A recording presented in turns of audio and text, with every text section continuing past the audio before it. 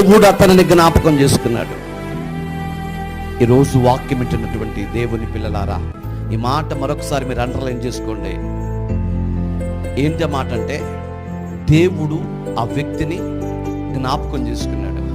నిన్నైనా నన్నైనా మనలో ఎవరినైనా దేవుడు జ్ఞాపకం చేసుకుంటే తప్ప భూమి మీద మనకు బ్రతికే లేదండి.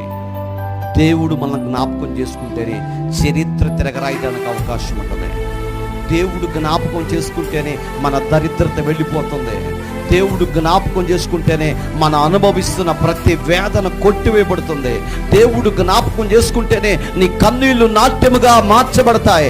దేవుడు జ్ఞాపకం చేసుకుంటేనే నువ్వు చదువుతున్న చదువుకు అర్థం కలుగుతుంది.